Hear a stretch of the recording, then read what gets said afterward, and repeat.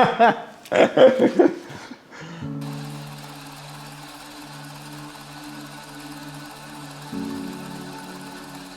right, I guess we need to look at some of the prompts, right? Why did you trust me enough to build this together?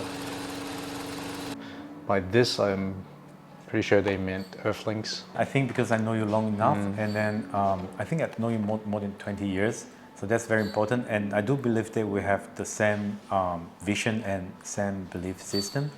So yeah. Okay.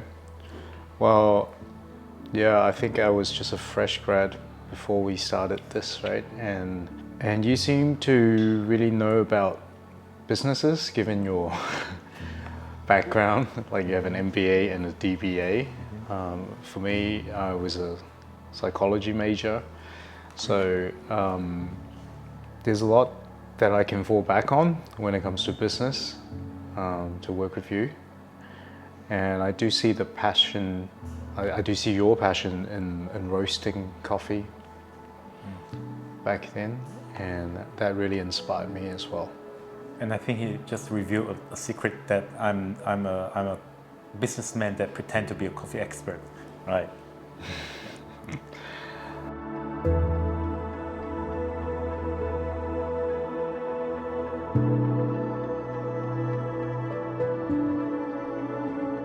What's the toughest thing that we have survived as partners?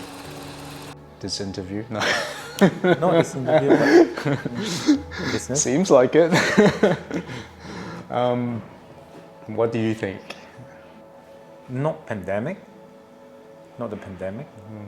We were pretty chill during the pandemic. I think it's the business model and the decision to go for which business model and where to venture into. Yeah, I think so. Some of the outlets we've had before, Right. that didn't really survive. I mean, those were tough because decisions are made in any kind of businesses, and not all decisions are always made to bring the best outcome. But I think what's important is that we don't blame each other for some of the wrong decisions. Right. Or maybe there are no wrong decisions, who knows, because we can learn from... That's a business. I mean, in business, you're going to invest and there are risks and there's up and down. So yeah, we have to look at the thing in an overall aspect, right? What do you think is the next big risk for our business? I would say the next thing would be the coffee event we're going to organize end of the year, because we bring in all these experts from around the world and so many people coming in, so many organizations, and I'm concerned about how good I can be in hosting them and supporting them during their event. Yeah. What do you think is the worst outcome if things were to go into chaos? I don't even dare to think about that. I don't even dare to think about that. I mean, we've done this before, right? 2019. Yeah, that was when I was younger. I was a bit different, right? And there are more experts coming in this time, more parties joining, more challenging, more delegates. Yeah. But do you think the last one was a success? 90%, I would say. 95%. What's the 10% that could be better? Well, let's hope for. I'm nervous about that, to be honest, but let's hope for that. Hope for the best. But what is the 10% that could be better from the experience of the last one? Maybe in terms of the hospitality we could provide. Yeah, I don't think we did enough last time. Did we earn much from it? I don't know. You don't know. It was like before the pandemic, you know. For me, I fear the biggest risk for me, I think, as a business, would be, if we lose a lot of money by doing this. What do you think about that? I don't think we will lose money over the event, and I don't even mind, because this is a very good event that will help us to build our portfolio in our business, and a very good, powerful networking session. So that's not the point I'm worrying about. I'm more concerning about the experiences that we create for our guests and people who join the event.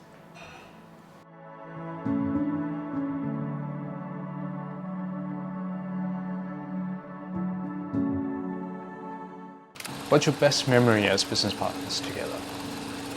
I think traveling is the best memory. Every time we travel, because we're doing the coffee business, so the best part of the coffee business is that you get a lot of excuses to travel around the world, to visit all these coffee farms and amazing peoples and coffee events, exhibitions, the best memory is always traveling for me. Okay. Which was the place that was the most vivid for you in terms of traveling? Vietnam? Not really. I think the Sumatra trip was quite impressive. Yeah, quite memorable. Wait, the one where we the got one we got kidnapped. Yeah, that one. Right. The story that you told 100 times. Yes. Maybe you want to share a bit more about the story. Well, Kenny always says we got kidnapped, but I'm not sure if that's the right word. That's 90% fact. We basically visited the coffee farm in Somerset. It's back in 2018 or 17? Yeah. 17, I think. Yeah. Yeah, we were actually invited by the Indonesian consulate people. Yeah. And together with them on the trip, and we visited this coffee farm near Lake Toba.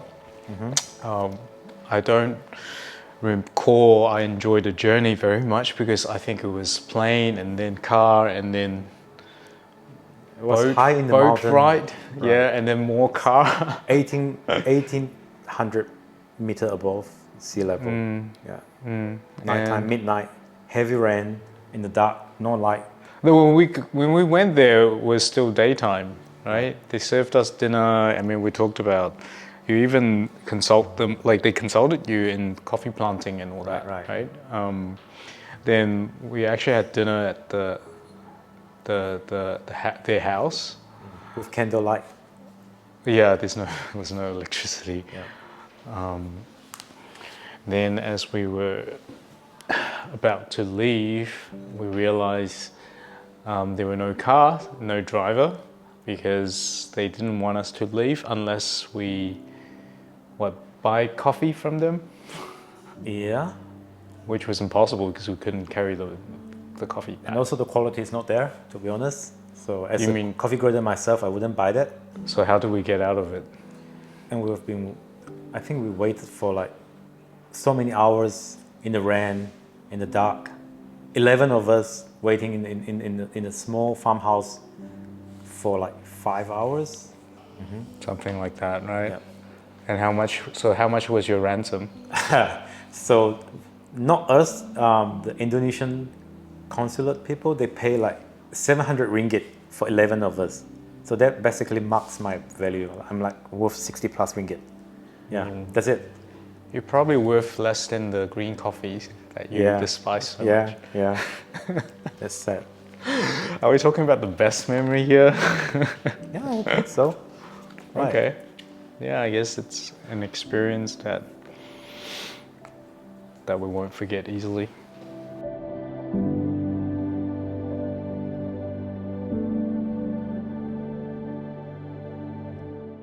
Have I ever let you down? Well, of course I feel like I would be lying if I said no. Yeah. So I believe in every relationship, between every business partners, there's bound to be ups and downs, right?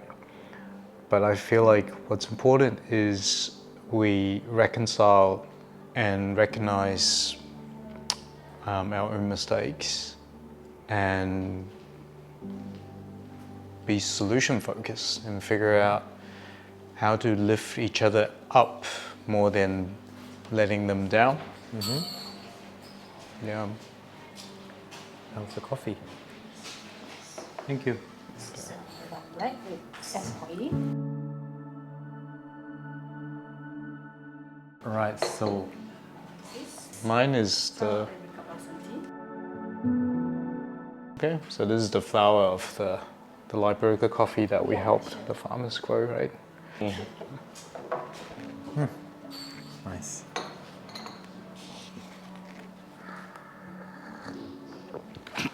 What do you envy about me? The way you are more into the details of works, you know, I'm more like a planner. I'm like the one who plan for future, but he's the one who more into the details, and that's the part, you know, that you are good at, right? I couldn't do that. What kind of details are you But talking about? in terms of design, in terms of numbers and things, those are not my field. Numbers not really my thing too. Yep. I guess we should reverse the question as well, right? I think the thing I envy the most about you is the way you put action first in every situation. So a lot of the times, like you said, I get caught in the details. I mean, it can be a strength, but it can also be a weakness sometimes because I would be stuck in certain details because I wanted things to be perfect. And that's the time where I become inaction or procrastinate. So where you, on the other hand, is the total opposite. You're all about just do it, right? It's all about the faith, you know. Like I have this leap of faith, like always jump first. That's me. Yeah. Right. Yeah, because I'm not so fond of jumping or get splashed in the face when you jump into mud.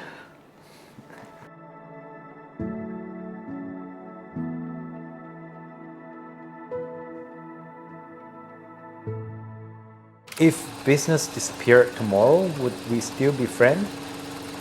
Of course. I mean, business have nothing to do with friendship. I mean, I've heard a lot of partnerships break down, and I don't know, friends could become enemies. But yeah, this is not what it is. I feel like we're not friends because we're in a business together. We're in a business together because we're friendly enough and know each other enough to do the business. But if there's no business, there's bound to be other things to share in life.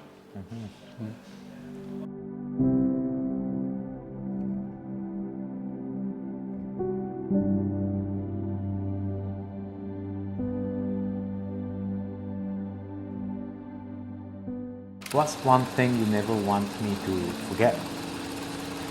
Your bag, Yeah, I always forget. I always leave my bag behind. So yeah, just especially just my on new Saturday. bag. Yeah, yeah, that's kidding. Right. I think it's the one thing that we don't want each other to forget is the achievement that we have been made since the beginning. Yeah, and also the good memories, of course. Yeah. Anything else? One thing, I guess the one thing that I don't want you to forget is how much we both love coffee and how much we love to share coffee. I think also I have something to add on. It's not only about coffee, and it's also about, you know, we work with a lot of indigenous community and people, and it's also the value that we could, what are the values that we could create for all these peoples that have been working together with us and our staff, our partners, our clients and customers. I think these are the connections that we want to be, we want to memory. Yeah. Yeah, true. I mean, I came up with the name Earthlings, right? That has a close tie to people, you know, people on Earth. So without human beings, there would be no beings, right? So yeah, I think the people that we come across on our journey, whether it's the farmers that we are working with in Sarawak, or our colleagues, people come and go, of course, in the cafe business. But I feel like every connection is worth it, right? We try at least not to make enemies, but friends as we walk through this journey. Yeah. Yeah. Then we shouldn't forget all these connections and yeah. Oh, Bonds. you're the one who forgets people, not me. Yeah, I know. That's why I have to remind myself.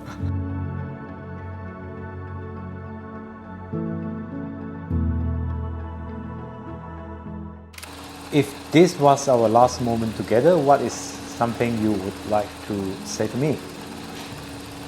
And Cool. while you're writing, you can also enjoy some of the jars as well, I believe. Thank you so much. This is the coffee, blossom, and cascara. Right.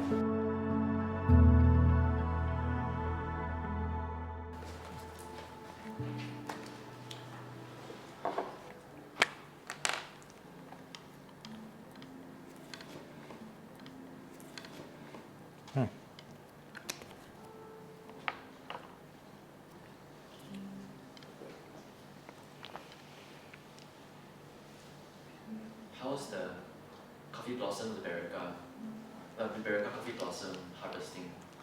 So normally when they start to flowering, you have to wait till the next day, wait until the flower has been pollinated, and the flower will turn down, and you see the flower turn a bit browny. Then that's where you can start to collect all the flowers. So they don't fall. They would fall, so that's why you have to collect in the right time. So it's a very short period of time for you to collect. 1 day. 1 day, yes, yes. How would you know when it flowers if you're... So if you're in the field every day, you see the flowering, then you know the next day it's time to collect the flower. Oh wow. Yeah. Okay. Yeah. So when the flower drops, then the cascara starts to fruit, correct? The flower drops and then the coffee fruit start to form, and it will take for Liberica another 9 to 13 months to turn into cherry, the full cherry. Yeah. That's where you get the coffee cherry. Yeah. And if you remove the pulp from the cherry, you get the seeds. That's the coffee, and the pulp will be made into the cascara if you dry. Right. Can we eat the coffee cherry if it's not dry? Yes, it's very nice. It's a cherry. It's like a fruit. Okay. Yes. So the coffee bean is actually a seed. Seed of the cherry. Yes. So I think we have what we more. made is that all the flower, the fruit, and the bean. Yes. So we have fruit. We have the seeds. To be the seeds, the pulp, and the flower, and sooner or later we'll make the tea as well with the leaf. So kind of like fully utilize the whole plants in a way. Yeah. And also for the competition, we're going to organize it at the end of the year. We use the old tree's trunk, the wood plank. The coffee tree? Yes. I think it's over there. You want me to show you? Yes, We're not in the I we're not recording this, right? I mean, Can you bring it in? You can bring it in. I mean, it's. I mean, he so this is like 45 years. he thought he was going to Coffee. talk about all this stuff, but he didn't know that. I'm more into coffee thingy, like. So this is like 45 years old, all Liberica tree trunk. Wow. Yeah. And we're gonna make this into like what call that medals? No, a trophy for the It's, winner. Oh, you're The gonna competition. engrave like a few things on it? It's I haven't decided yet, but maybe. it's some very hard to design. see coffee tree trunk so thick Yeah. Oh, it's usually because it's old enough. And it's Liberica. Yeah, because usually it's maximum like maybe like that. that's huge Yeah. compared to. It's a 45 years old Liberica. It's considered very, very old. What's We took this from the Tarat Research Center in near to Syrian, somewhere near to Syrian. Right. Right. Is it heavy? You can hold it. I mean, it's we did wood. this one. I mean, we did this once in 2019. We brought the coffee wood to Germany to an old turner who I think we used have- that. We have it here. Oh, that's a different one. That's my wood. That's great from coffee tree trunk. as This well. is coffee wood as well. Yeah. But I'm not sure if it's from. This is not from the Liberica. Canephora, yeah, it's from Canephora Yeah. robusta. But we also have like a pen made from Liberica wood that was by this carpenter, or they call it turner in Germany. So we brought the wood with us to Germany to his house, and he turned the wood right in front of our eyes and made pens for us. Wow. Yeah, So actually the coffee wood is actually quite hardy. it's quite Yes, hard. especially Yeah, old woods. it's hardwood.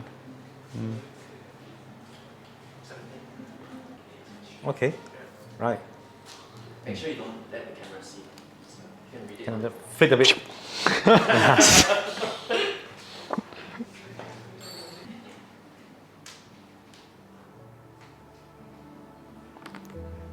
I think that's a typo. No.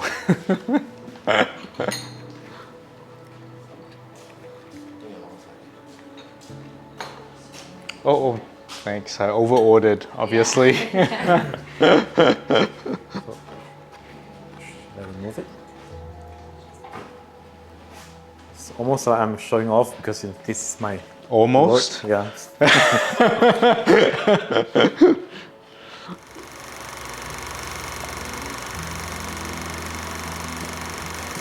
We're not friends because we're in a business together. We're in a business together because we're friendly enough and know each other enough to do the business. But if there's no business, there's bound to be other things to share in life.